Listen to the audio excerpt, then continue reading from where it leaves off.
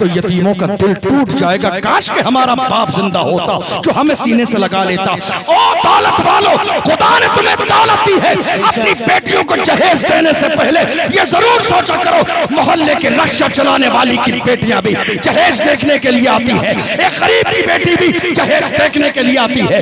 کہیں ایسا نہ ہو اس کی آنکھوں میں تمہاری بیٹی کا جہیز دیکھ کے آنسو آ جائیں، میرا باپ رکشہ چلانے والا ہے، اتنا جہیز کا انتظام نہ کر سکے گا. سماج کا جو ماحول آج میری قوم نے خراب کر دیا، دیکھ لو کتنی بیٹیاں مرتد ہو گئی، کتنی بیٹیاں بھاگ گئی، کتنی بیٹیوں نے خودکشی کر لی، کتنی بیٹیوں نے جان دے دی، کتنی بیٹیوں کو طلاق ہو گئی، کتنی بیٹیوں کو زندہ جلا دیا گیا جہیز کی بنیاد پر. آؤ میری قوم کے غیرت مند لوگوں، عہد کرو میرے جوانوں، ہم شادی تو کریں گے مگر جہیز. عہد کرو، آپ چاہتے ہو کہ قوم میں تبدیلی آئے. میں آپ کو بہت ساری ریکارڈنگ بھی ہو رہی ہے، لائیو چل رہا ہے، بہت ساری باتیں نہیں بتا سکتا زبان پہ پردے اسی بنیاد پر، ورنہ بس اتنا سنو 2-3 سال میں ہماری کئی لاکھ بیٹیاں مرتد ہو چکی.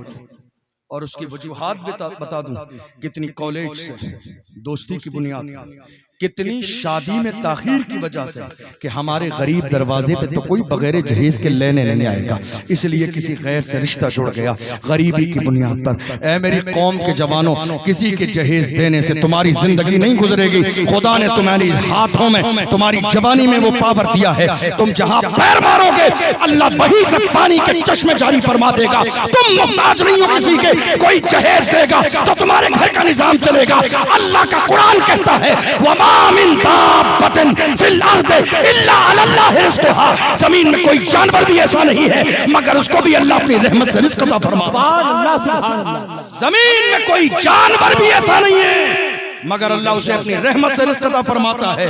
اللہ نے تمہیں تو اشرف المخلوقات بنایا ہے، تم کہاں جہیز کے چکر میں پڑے ہو. نہیں، شادیاں سستی کرو تاکہ زنا مہنگا ہو جائے، شادیاں سستی کرو تاکہ زنا مشکل ہو جائے. تم نے شادیاں اتنی مہنگی کر دی، زنا اتنا عام ہو گیا. دیکھ لو آج ہمارے جوان زنا کی دہلیز پر قدم رکھے ہوئے ہیں. نہیں میرے عزیزوں، بدلو اپنے انداز کو، بدلو اپنے کردار کو، بدلو اپنی فکر کو. تم چاہتے ہو کہ سماج میں تبدیلی آئے، ایک شادی کا پیسہ اگر ایمانداری سے بچا کر 1 سال اور قوالی کے پیسے بچا کر میری قوم چاہے تو حضرت خاتون جنت کے نام سے ہر علاقے میں ایک کالج بن سکتا ہے. ہر علاقے میں، ہر علاقے میں. معلوم ہے آپ کو پوچھا جائے گا قیامت کے دن آپ سے. یہ مت سوچئے مجھ سے نہیں پوچھا جائے گا میری بیٹی نہیں ہے، پوچھا جائے گا خدا نے تمہیں مال دیا تھا، تم نے کہاں اور کیسے خرچ کیا. اپنے مال کا صحیح استعمال کریں.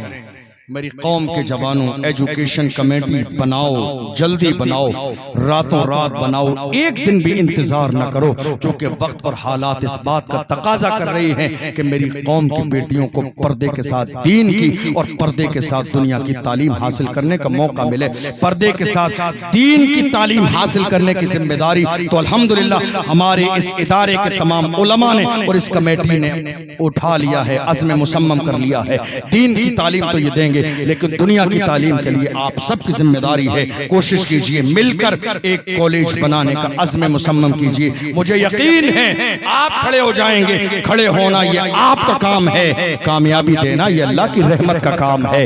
میں اکیلا ہی چلا تھا جانب منزل مگر لوگ ملتے گئے اور کارواں بنتا گیا. اللہ کا قرآن کہتا ہے ان تنصروا اللہ ینصرکم ویثبت اقدامکم. اگر تم اللہ کے دین کی مدد کرو گے اللہ تمہاری مدد کرے گا اور تمہارے قدموں کو ثابت قدمی عطا فرمائے گا. اس لیے متحد ہو جائیں، منظم ہو جائیں، فکر مند ہو جائیں. آنے والی نسل کے لیے کوشش کریں کہ ہمیں ایجوکیشن کا ماحول پیدا کرنا ہے. اللہ کی بارگاہ میں دعا کرتے ہیں پروردگار عالم ہم نے جو سنا ہے اسے سمجھنے اور عمل کرنے کی توفیق عطا فرمائے. بولنے میں سہون کوئی لفظ شوئی ہو تمام علماء کو، تمام لوگوں کو گواہ بنا کر اللہ کی بارگاہ میں سچے دل سے توبہ کرتا ہوں. اللہ اپنے محبوب کے صدقے میں معاف فرمائے. لحد میں عشق رخ شاہ کا داغ لے کے چلے، اندھیری رات سنی تھی چراغ لے کے چلے. تیرے غلاموں کا نقش قدم ہے راہ خدا، وہ کیا بہک سکے جو یہ سراغ لے کے چلے.